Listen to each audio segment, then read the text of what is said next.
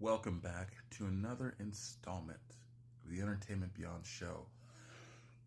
By now, you're fucking familiar. You've come to know me as your only host, Jensen, the beautiful, majestic motherfucking Dean Jackson son. And on today's episode, I am going to give you my brief opinions on Amazon's latest, I'm looking at my TV screen right now, #1 in the USA television series, Fallout, based on the very popular video game franchise series conglomerate of money raining from the heavens, whatever you want to call it. Now, let me preface this by saying that I wouldn't say that the one time I played Fallout New Vegas counts as me playing it. Yeah, I played it, but I didn't play it.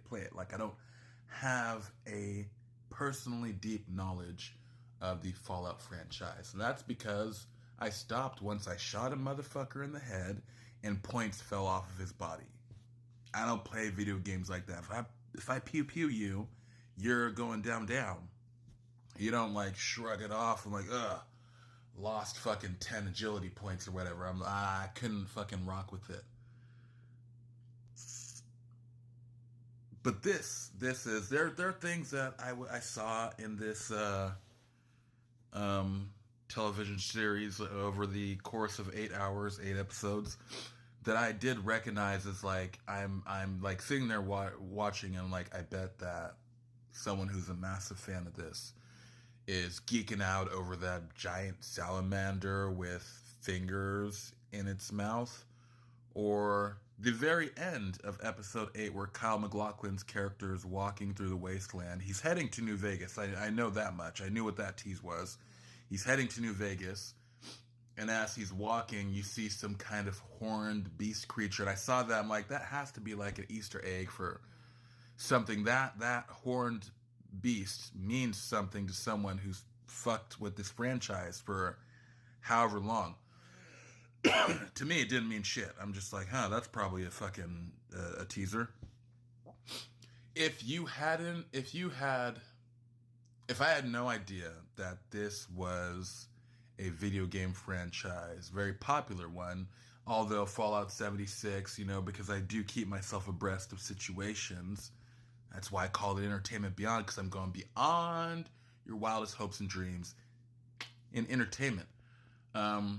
So yeah, I heard the scuttlebutt about Fallout 76 being, an abomination, a charlatan, a pretender to the throne of Fallout fame. Yeah, if I had no idea that this was a video game franchise, I would have still enjoyed it. It was good. It was fun. I'd say that the thing that annoyed me the most, and I know it's another hallmark, probably has to be, of the video game franchise, the world that video game comes from, is the fucking old timey music. I can't stand that. There's this one song on the series called Tickled Pink that's just like music like that. It's just like the kind of music that virgins listen to, like people that have never licked a pussy listen to fucking songs that talk about taking their best girl to the sody pop shop. Fuck out of here. I don't want to hear that shit. Give me some music that lets me know that the motherfucker singing it at least fucking lick the pussy. Like that's all I'm saying. Like, give me some fucking music like that. What are you fucking, oh, I'm tickled pink. Fuck you. Ugh, excuse me. Fucking allergies. Trying to keep my nose from fucking leaking, because who wants to watch someone do a review when they got fucking snot dribbling down their fucking face like they're a fucking toddler? Like I said, I dug it. I'm not sure how other people feel about it, but I mean, you got a guy like Walton Goggins.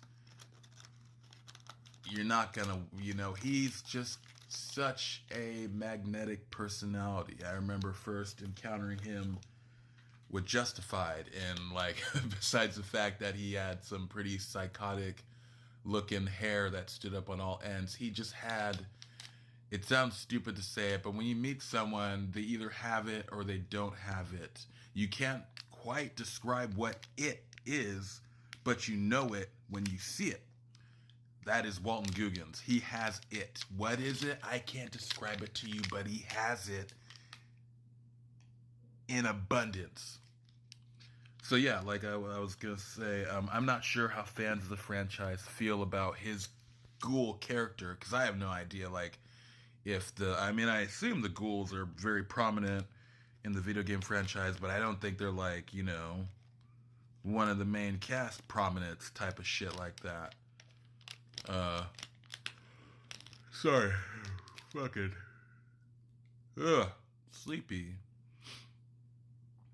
Ella Purnell, which I was looking, that's the coolest thing about fucking Amazon Prime is their proprietary technology of the X-ray, where you can pause the shit and then look up the brief IMDb of what the actors have done. So I'm looking at this fucking, which she's like fucking British or something. She's got like accent. I totally was thrown because she's real good at the Americana type accent. But I'm looking at her. I'm like, wasn't that Scott's daughter in Army of the Dead? Better yet, deeper cut. Wasn't that the main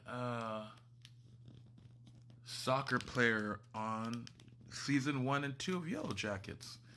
And they gotta update their motherfucking X-ray sheen thingamajig, because I kept looking at him like, well, now I'm being like, all the white people have always told me that I looked like another black person before, because I'm looking at this white woman and I swear she looks just like that other white woman, and the X-ray keeps on saying no. Turns out Ella Purnell she definitely was in Army of the Dead, and she definitely was the head soccer player person, the soccer captain, I don't fucking know. The person, she was in Yellow Jackets. She does a fantastic job in this series.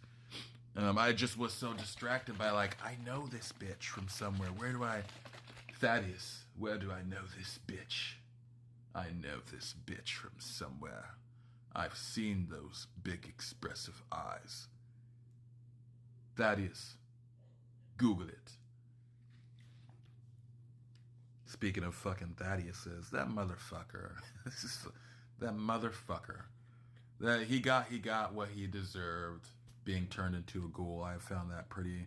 I thought the dude who fucking fixed up Thaddeus was gonna turn out to be like a charlatan, like some type. I guess he kind of was like a little bit of a charlatan, because he injected him with like ghoul properties. I don't know how to explain what I saw. One thing that I do know is that every time I think that I've heard the most ludicrous thing in a television series, another television series comes along to outdo that. Case in point, last time I heard something ludicrous, it was in an episode of It's Always Sunny in Philadelphia. It's the season where Dennis comes back to the gang, and he utters out the phrase, "I'm not a doll." Never thought I'd hear that. That moment, that line lives rent free in my head for life. Excuse me, hold on.